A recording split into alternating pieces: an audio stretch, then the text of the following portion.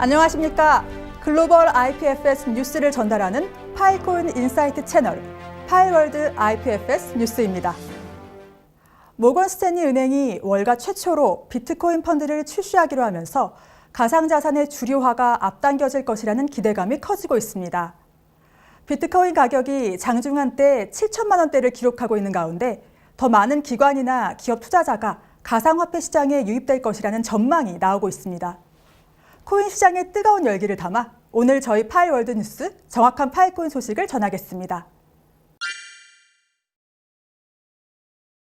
파이코인은 탈중앙 분산형 클라우드 시스템을 구현하기 위한 가상자산, 즉 암호화폐입니다. 파이코인을 알기 위해서는 기존의 인터넷 작동 방식을 먼저 이해해야 하는데요. 지금 여러분이 보고 계신 IPFS 뉴스는 인터넷을 통해 전달됩니다. 전 세계의 컴퓨터가 서로 연결되어 정보를 교환할 수 있는 하나의 거대한 컴퓨터 통신망, 즉 인터넷에서 웹서버와 사용자와의 인터넷 브라우저 사이에 데이터를 전송하기 위해 HTTP 혹은 HTTPS로 시작하는 링크를 사용하는 것이죠. 이것을 하이퍼텍스트 전송 방식이라고 합니다.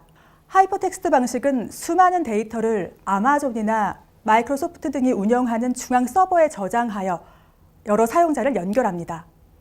하지만 이렇게 집중된 중앙화 서버는 해킹, 다운, 프라이버시, 전송 속도, 데이터 복구의 어려움, 저장 용량 등의 문제들이 존재합니다.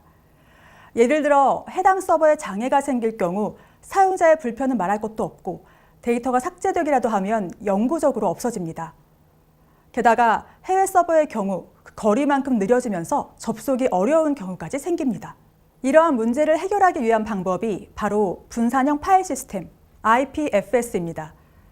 차세대 웹 프로토콜로 기대되고 있는 IPFS는 시스템에 참여한 모든 노드들이 유기적으로 네트워크에 참여해서 유지하기 때문에 몇몇 노드에 문제가 생겨도 연결이 끊어지지 않는다는 장점을 가지고 있습니다.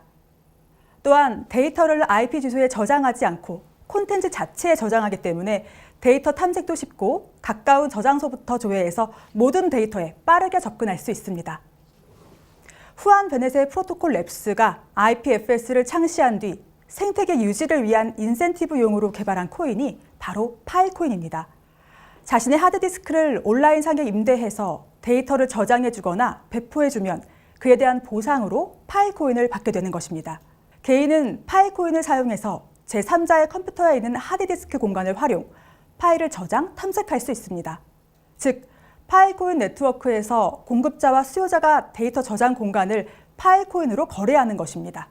지난 2017년 8월에 프로토콜 랩스가 진행한 파이코인 ICO 모금액이 47분 만에 당시로는 최고 금액 2억 5,700만 달러를 기록하고 마감됐다고 합니다. 그렇다면 파이코인은 어떻게 가질 수 있을까요? 파이코인은 암호화폐 거래소에서 직접 매수하거나 데이터 저장 공간을 임대해서 인센티브로 받아야 합니다. 데이터 저장 공간을 임대하는 과정은 블록 생성과 저장, 검색 등 3가지 단계를 거칩니다.